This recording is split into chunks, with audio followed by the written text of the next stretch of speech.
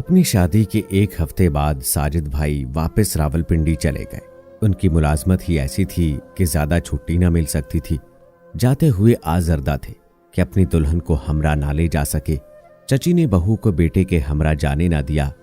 कहा कि पहले वहां रहाइश का बंदोबस्त कर लो, फिर आके ले जाना। भाई का इरादा था कि दुल्हन को गेस्ट हाउस में ठहरा लेंगे, मरी घुमाएंगे, तब तक सरकारी घर भी मंजूर हो जाएगा। ये ख्वाब पूरा ना हो सका। 1 माह बाद बड़ी मुश्किल से 2 दिन की छुट्टी पर वो दोबारा आए और बीवी से कहा कि तैयारी करो, मैं तुम्हें लेने आया हूं, रहाइश का इंतजाम हो गया है। वो ये बात कर रहे थे कि नबीला बाजी आ गई। बताया कि 1 हफ्ते के बाद उनका पित्ते का ऑपरेशन है। अम्मी जान, आपको अस्पताल में मेरे साथ रहना होगा। ये सुनकर उन्होंने बेटे से कहा, साजिद, इस बार भी दुल्हन तुम्हारे साथ ना जा सकेगी। नबीला का ऑपरेशन हो लेने दो, मैं खुद रिमशा को तुम्हारे पास छोड़ आऊंगी। अभी बहू का यहाँ मौजूद रहना जरूरी है। मेरी गैर मौजूदगी में कोई तो घर देखने वाला हो। माँ की बात सुनकर बेटे का चेहरा बुझ गया।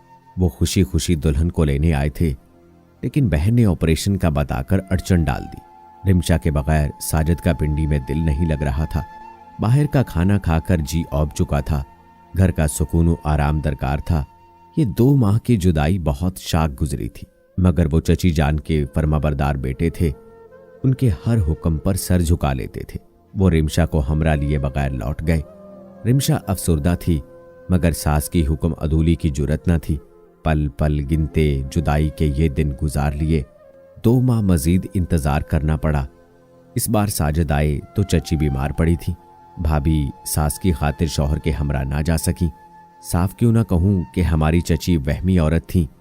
उन्होंने तीसरी बार भी रिमशा को पिंडी जाने ना दिया। उन्हें लगा कि कराची से रावलपिंडी बहुत दूर है, बहू वहां अकेले घर में कैसे रहेगी, जबकि बेटा रोज सुबह ड्यूटी पर चला जाएगा। वो अम्मी से इसी किस्म के ख्यालात का इजहार करती थी। चचा का घर पड़ोस में था, तकरीबन रोज उनके यहाँ जाना होता था। मुझे रिमशा भाभी से बातें करके अच्छा लगता। उन्हीं दिनों बाजी शदीद बीमार पड़ी तो अम्मी ने मुझे उनके पास भिजवा दिया। 2 माह तक भाभी के पास ना जा सकी। इस बार जब मिली तो रिमशा दिल गिरफ्ता ना थी। उसने एक बार भी साजिद भाई का जिक्र ना किया, जैसे उन्हें सबर आ गया हो। भाभी ने बताया वो अब पिंडी में नहीं है, ट्रेनिंग पर 1 साल के लिए बैरूने मुल्क चले गए हैं। मैंने कहा तब तो और याद आती होगी। वो बोली, जब हम साथ नहीं रह सकते तो याद करके दुखी होने का क्या फायदा। सोच लिया है कि किस्मत में हमारा साथ बस इतना ही है, 2-4 दिन के लिए मिलना और बिछड़ जाना। उनकी आंखों में मायूसी के बुझे हुए रंग देखकर दुख हुआ। घर आकर अम्मी को बताया। वो बोली, तुम्हारी चची है ही जालिम औरत। उसने बहू की शादी बेटे से नहीं बल्कि अपने घर की 4 दीवारी से की है। उसे शौहर के हमरा इस वजह से जाने नहीं देती कि वो यहां रहकर सास ससुर और देवर की खिदमत करे। हाँ अम्मी, गरीब घर की लड़की है बेचारी, शायद इस वजह से ये सब सहने पर मजबूर है। और बेटा भी ताबेदार है, वरना आज कौन बहू सास का इतना मान रखती है। कुछ अरसे बाद रिमशा के यहाँ बच्ची पैदा हुई। हम मुबारकबाद देने गए। रिमशा से ज्यादा हमारी चची खुश नजर आती थी।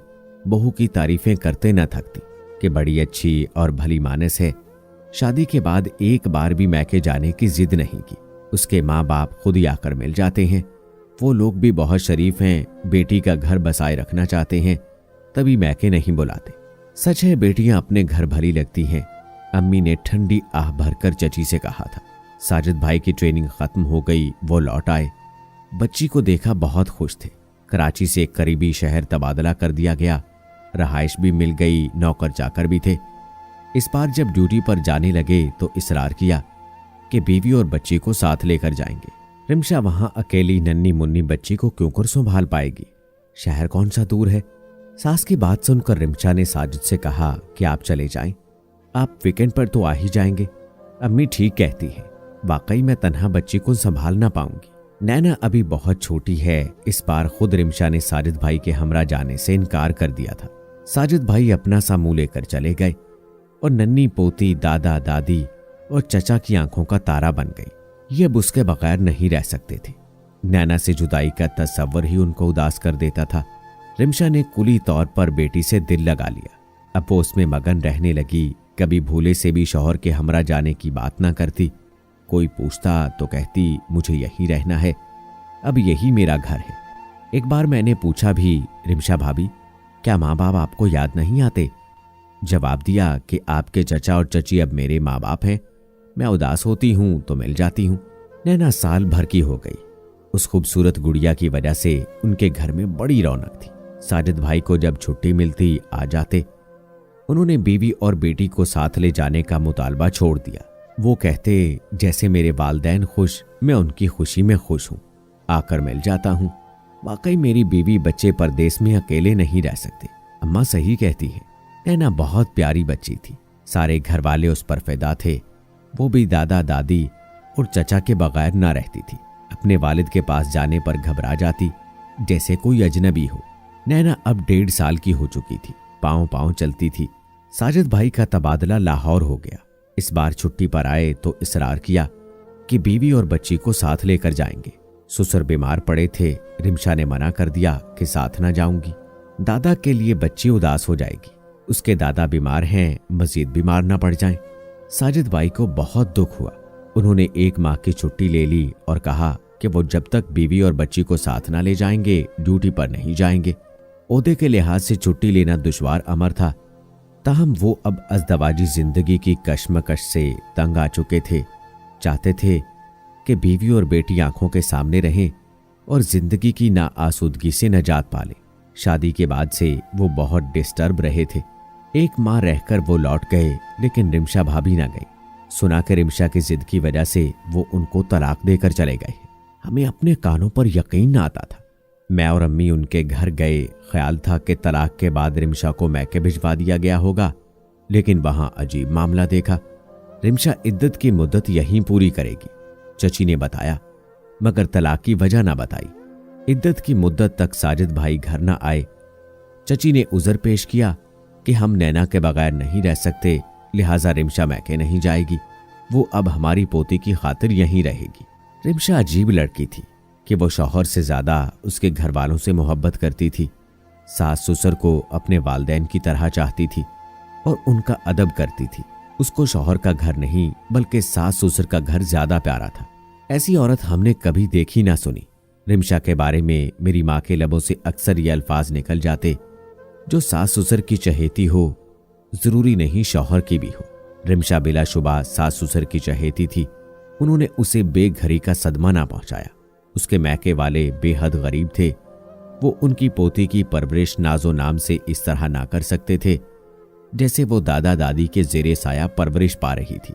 इन सब मामलात पर गौर करते हुए मोहल्ले वाले खामोश हो रहे। अगर साजिद भी यहाँ रहता तो शायद कोई एतराज करता। चची हर एक से ये कहती थी कि हम रिमशा को बहू नहीं बेटी समझते हैं। उनकी अपनी कोई बेटी ना थी। नबीला उनकी बहन की बेटी थी जिसे उन्होंने बेटी बनाया था, और ये हकीकत सारे खानदान को पता थी। साजिद भाई ने भी शायद यही सोचा कि बजाय बच्ची और उसकी माँ को दरबदर करने के, क्यों ना वो खुद घर और घर वालों से नाता तोड़ ले। कम से कम उसकी बेटी तो बाप दादा के घर की छत तले रहेगी। हमारे पड़ोस में हर तरह से अमन रहा। रिमशा को तलाक हुई भी तो तलाक जैसा हंगामा ना हुआ। साबका बहू को घर से निकाला गया और ना उसको ऐसे सदमात से 2-4 होना पड़ा कि जिनसे आम औरतें मुतल्लका का दाग लग जाने के बाद 2-4 हो जाती हैं। 1 साल और गुजर गया। एक रोज चची के घर से रोने की आवाज सुनाई दी। पता चला कि साजिद भाई इस दुनिया में नहीं रहे। अम्मी ने कहा कितना बदनसीब था साजिद कि घर की खुशी नसीब ना हुई और वो भरी जवानी में इस दुनिया से चला गया। ये हमारे चचा और चची के लिए एक बड़ा सानेहा था। सब्र देने वाला भी अल्लाह ताला है कि जो मौत के दुख से 2-4 करता है कि मौत अटल हकीकत है, किसी को इससे मफर नहीं। रफ्ता रफ्ता चचा और उनके घर वालों को अल्लाह ने सब्र दे दिया और अब वो जैन के ब्याह की बातें करने लगे क्योंकि उसे अच्छी मुलाजमत मिल गई थी।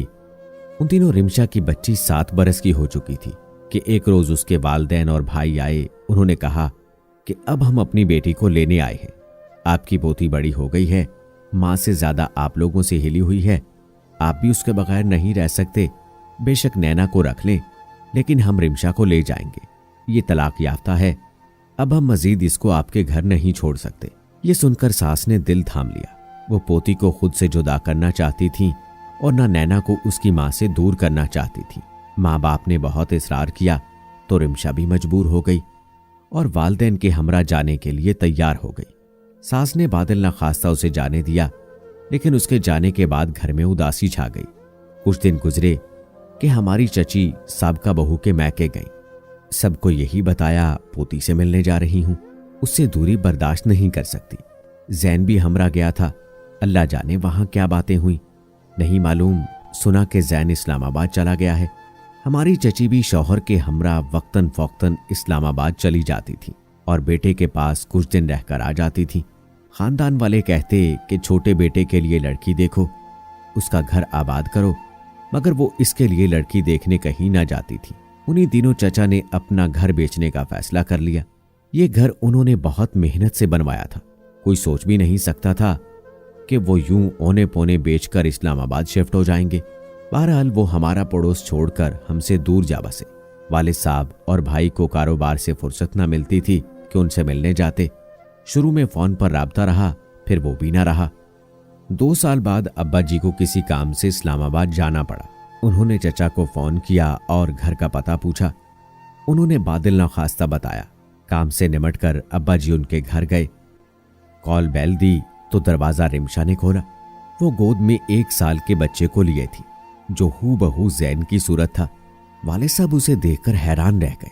पता चला कि नैना की खातिर हमारी चचा ने रिमशा से जैन का निकाह कर दिया है। इस्लामाबाद भी इसी सबब शिफ्ट हुए कि मोहल्ले वाले और खानदान वाले बातें न बनाएं। सबसे ज्यादा उनको डर अपनी बेटी से था। अब्बा जी ने पूछा, जैन क्यों कर इस निकाह पर राजी हो गया, जबकि नबीला की बेटी इमामा से शादी का आरजूमंद था। मैंने उसे समझाया कि बेटा, इमामा बदसलीका है और बदतमीज लड़की है, मेरी उसके साथ ना बनेगी, वो मुझे परेशान करके रख देगी। बेहतर होगा नैना की खातिर रिमशा से निकाह कर लो, क्योंकि रिमशा के माँ बाप किसी सूरत अपनी बेटी साबका ससुराल में छोड़ने को तैयार न थे, और हम सभी नैना को इस मुफलिस खानदान के स्पुर्द करके उनकी मुफलिसी की भीड़ चढ़ाना न चाहते थे। वो लोग तो नैना को हमें देना चाहते थे, लेकिन रिमशा रोती थी। जब हम नैना को ले आए, वो दिन उसके लिए कयामत जैसा था। तभी मैंने सोचा कि बेटा तो गंवा दिया है, अब उसकी निशानी को ना गंवाऊं। रिमशा से जैन का निकाह करवा दिया कि इससे अच्छी बहू दोबारा मुझे कहां मिलेगी।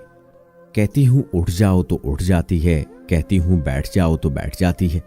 हमने उसकी फर्मा बरदारी की वजह से उसे बेटी जैसा प्यार दिया है। वो हमसे मोहब्बत करती है और हम उससे मोहब्बत करते हैं। नैना माँ के बगैर नहीं रह सकती और चची माँ की जगह नहीं ले सकती। चची की बातें सुनकर वालिद साहब सिवाय उसके और कुछ न कह सके कि भाभी आपने जो अच्छा किया, शायद अल्लाह को यही मंजूर था। हमने जब ये अहवाल सुना तो दम बखुद रह गए। मैं सोचती थी कि अगर चची ने अपनी मुतल्लका बहू का निकाह छोटे बेटे से पढ़वा ही दिया था तो हमसे इस अमर को खुफिया क्यों रखा। अब तो पोता भी हो चुका था। निकाह और औलाद छुपाए जाने वाली बातें नहीं हैं। इन बातों का खानदान में बाकायदा ऐलान किया जाता है। चची और चचा ने जाने क्या मसलहत जानी कि जिस हकीकत को जाहिर करना लाजिम है उसको छुपा लिया। आखिर ये राज यूं खुला कि एक दिन नबीला बाजी से मुलाकात हो गई। वो हमारे घर आई थीं और बहुत आरज़दा थीं। बोली, वो लोग जिनको अपना जाना कितने धोखेबाज निकले। सोचती हूं तो कलेजा शक होने लगता है। बे औलाद थे तो मुझे गोद लिया, बेटी बना लिया। अपनी औलाद हो गई, मुझे झाड़ का कांटा जानकर निकाल दिया।